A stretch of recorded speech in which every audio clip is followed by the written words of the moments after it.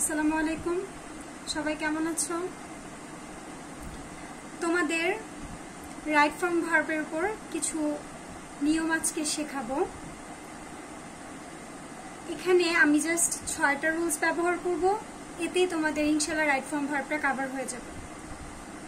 একটু আমার সাথে দেখো সবাই।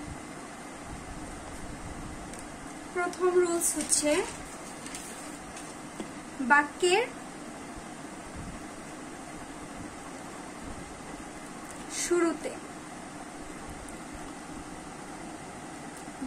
শুরুতে শূন্যস্থান থাকলে, কি শূন্যস্থান থাকলে কি হবে? ভার্বের 1 নম্বর ফর্মের সাথে আইএনজি হবে। ঠিক আছে? আচ্ছা, একটা এক্সাম্পল দেখে আসি, চলো। ধরো এখানে একটা এ নাম্বার দেওয়া আছে, এটা একটা ফিল ইন দ্য গ্যাপস দেওয়া আছে। হ্যাঁ, তো এখানে ওয়ার্ক দেওয়া আছে। ধরো এই ভার্বটাকে ঠিক করতে বলতেছে, মানে ভার্বটাকে রাইট করতে বলল। Is a good exercise. ঠিক আছে, একটু খেয়াল করো, বলছে বাক্যের শুরুতে শূন্যস্থান থাকলে ভার্বের 1 নম্বর ফর্মের সাথে আইএনজি। এখন ধরো তুমি একেবারেই ইংলিশ পারো না, পুরোটা সেন্টেন্স তুমি পড়তেই পারতেছো না, অনেক কঠিন আসছে, তুমি অর্থই বুঝতেছো না। তুমি শুধু এতটুকু মনে রাখবা যে বাক্যের শুরুতে একটা শূন্যস্থান দেওয়া আছে, তাহলে তোমাকে এই ভার্বটা 1 নম্বর ফর্মে থাকলে তোমাকে এটাকে কি করতে হবে? এই 1 নম্বর ফর্মটার সাথে আইএনজি লাগিয়ে দিতে হবে, ওয়াকিং। ঠিক আছে, এই ওয়ার্কের সাথে আইএনজি দিয়ে দিতে হবে। 2 নম্বর রুলস হচ্ছে প্রিপোজিশন। সেকেন্ড রুল হচ্ছে প্রিপোজিশনের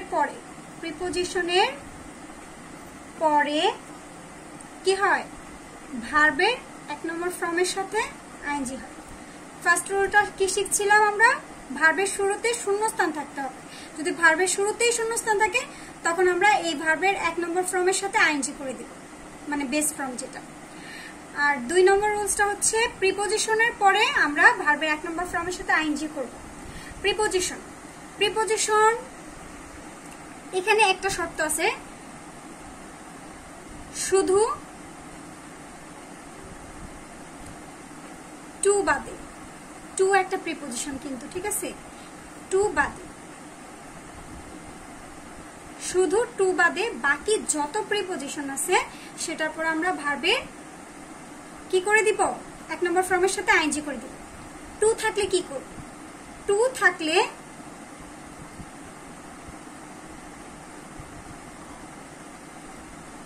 শুধু 1 নম্বর ফর্মটা হবে। বুঝতে পেরেছো?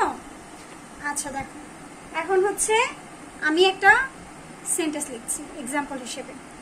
হি ওয়েন্ট টু ঢাকা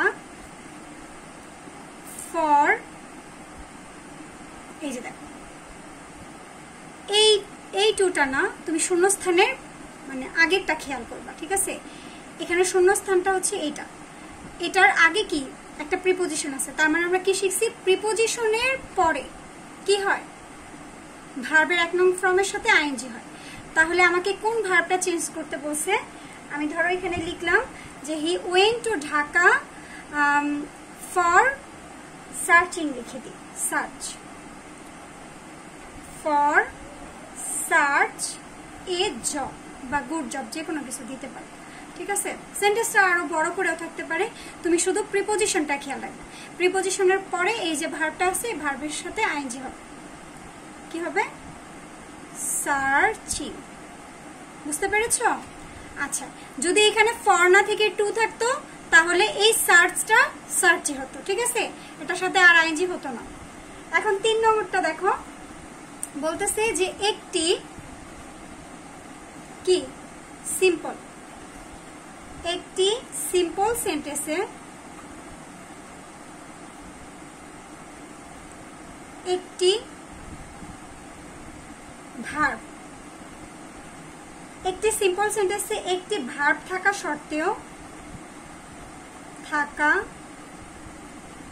সত্ত্বেও আরেকটি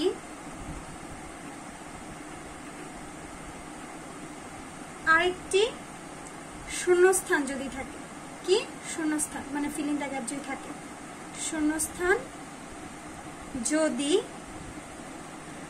থাকে, আচ্ছা তাহলে কি হবে, ভার্বের 1 নম্বর ফর্মের সাথে আইএনজি হবে।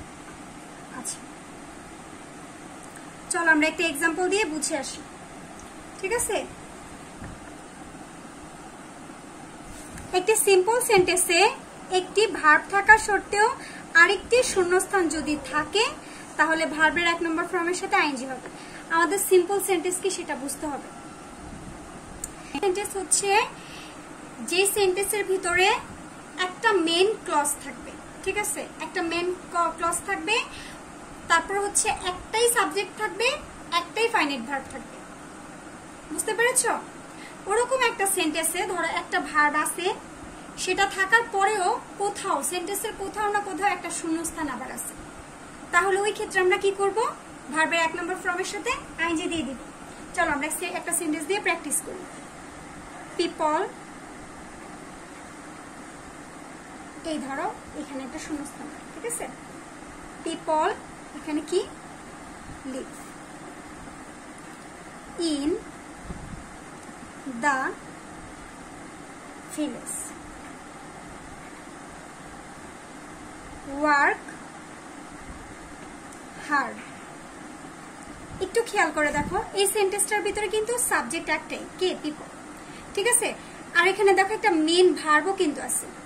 যেহেতু একটা মেন ভার্ব আছে, তারপর আবার আরেকটা ভার্বকে আমাদেরকে রাইট করতে বলতেছে শূন্যস্থানে, তার মানে এই সেন্টেন্সটা আমাদের এই শর্তটা হচ্ছে, ঠিক আছে, যে একটা ভার্ব থাকা সত্ত্বেও আরেকটা ভার্বকে ঠিক করতে বলতেছে, তাহলে আমরা কি লিখবো, এটা হয়ে যাবে লিভিং, ঠিক আছে, বুঝতে পেরেছো?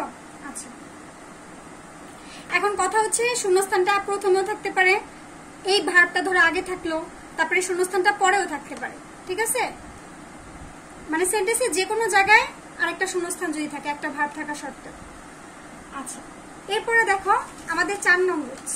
4 নং রুলসটা হচ্ছে এরকম, এগুলো একটু মুখস্থ টাইপের, হ্যাঁ, আমরা লিখবো হচ্ছে উইথ এ ভিউ, সরি এটা ডাব্লিউ হবে, উইথ এ ভিউ টু, তারপর হচ্ছে লুক ফর ওয়ার্ড টু, তারপরে হচ্ছে গেট ইউজড টু, তারপর হচ্ছে মাইন্ড, এরপর হচ্ছে হেল্প, এরপর হচ্ছে while, এরপর হচ্ছে now, at this moment, ঠিক আছে, এরকম। আরেকটা হচ্ছে day by day। আচ্ছা ধরো যদি এগুলো থাকে সেগুলোর ক্ষেত্রে আমরা কি করব, আমরা হচ্ছে মানে প্রেজেন্ট কন্টিনিউয়াস করে দিব। কি লিখবো, প্রেজেন্ট কন্টিনিউয়াস। আর এখানে তো জায়গা নাই, আমি একটু ছোট্ট করে লিখতেছি। কি করব, প্রেজেন্ট কন্টিনিউয়াস করব, কন্টিনিউয়াস হবে, ঠিক আছে, একটু বুঝে নিও তোমরা, প্রেজেন্ট কন্টিনিউয়াস হবে। আচ্ছা তাহলে আমরা এখানে একটা নিয়ম শিখছি, এই নিয়মটারই আরেকটা এখানে জিনিস শিখবো, সেটা হচ্ছে এগুলো থাকলে আমরা প্রেজেন্ট কন্টিনিউয়াস করব, কিন্তু যদি হোয়াইলটা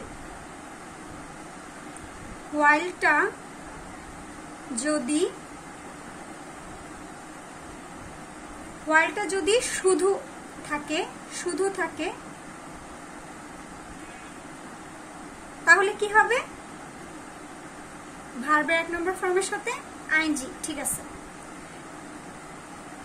কিন্তু while এর পরে যদি সাবজেক্ট থাকে, while এর পরে যদি সাবজেক্ট থাকে তাহলে কিন্তু আবার কি হবে, এই যে প্রেজেন্ট কন্টিনিউয়াস হবে না, তখন আবার হবে কি পাস্ট কন্টিনিউয়াস।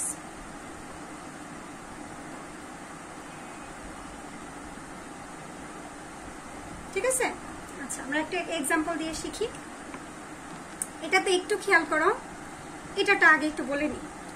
যেমন I saw a bear while, দেখো এটার পরে কিন্তু কোনো সাবজেক্ট নিইনি, একটা ফিল ইন দ্য গ্যাপ দিছি, দিয়ে কি লিখছি ওয়াক। ঠিক আছে,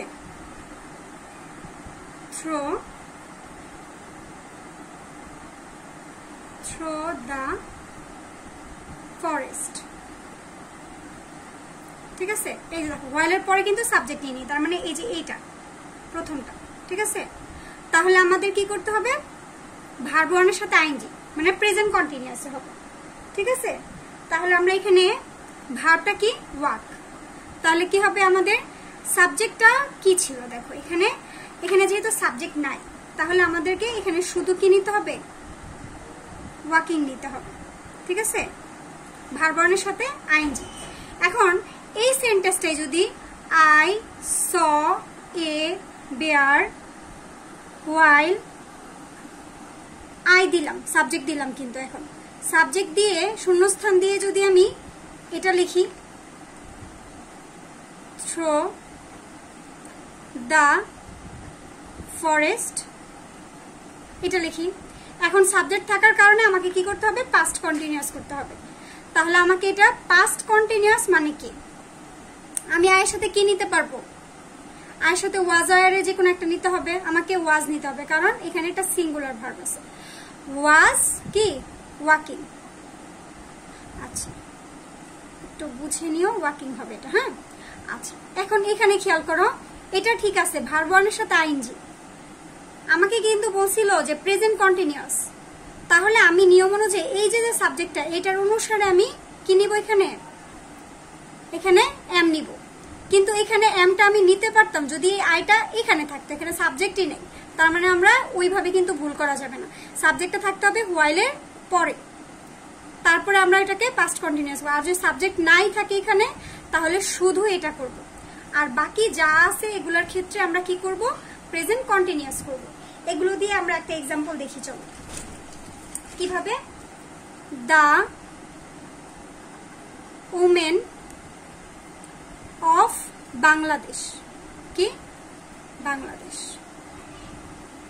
ওমেন অফ বাংলাদেশ। তারপরে ধরো আমি একটা শূন্যস্থান দিয়ে দিলাম। এখন এই শূন্যস্থানটাকে এই যে দেখো এখানে লেখা আছে develop, day by day. Okay, এখন একটু খেয়াল করো, এখানে আমাদের কি করতে হবে, day by day. Day by day কোথায় আছে, এই যে ডে বাই ডে আছে। তাহলে এখানে যে কোনো ওয়ার্ড, শুধু ওয়ার্ডটা বাদে যে কোনো ওয়ার্ড থাকলে আমরা এখান থেকে কি করব, এটা প্রেজেন্ট কন্টিনিউয়াস করব। তাহলে এটাকে প্রেজেন্ট কন্টিনিউয়াস করতে হলে আমাকে এটার সাথে ভার্বের সাথে আইএনজি দিব, ডেভেলপ, ডেভেলপিং। ঠিক আছে, এটা লিখবো। কিন্তু এখন আমাকে প্রেজেন্ট কন্টিনিউয়াস করতে হলে কি করতে হবে, এম ইজ আর যে কোনো একটা এখানে বসায়া। এটা স্ট্রাকচার কি বলতো, প্রেজেন্ট কন্টিনিউয়াস এর স্ট্রাকচার হচ্ছে subject plus am is are plus ভার্বের 1 নম্বর ফর্মের সাথে আইএনজি।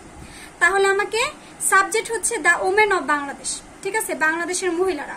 তাহলে এখানে তো তোমার সাবজেক্ট তো আছে, এখন এম ইজ আর এখানে 3টা আর একটা বসাইতে হবে। যেহেতু একজনকে বুঝাচ্ছে না, বাংলাদেশের সব মহিলাদেরকে বুঝাচ্ছে, তাহলে তুমি এখানে এমও নিতে পারবা না, ইজও নিতে পারবা না, তোমার কি নিতে হবে, আর নিতে হবে। কি নিতে হবে, আর নিতে হবে, আর ডেভেলপিং ডে বাই ডে। ঠিক আছে, তো এইভাবে এগুলো দেওয়া থাকবে, এইভাবে শূন্যস্থানগুলো ফিল আপ করতে হবে তোমাদের। এখানে আমি রুলস করতে চেয়েছিলাম 6টা, ঠিক আছে, আমার এখানে জায়গা হয়নি, আমি 5টা করছি। আরো একটা রুলস আছে, সেটা হচ্ছে আমি তোমাদের পরের ভিডিওতে দেখাই দিব। ঠিক আছে, আল্লাহ হাফিজ, সবাই ভালো থাকো।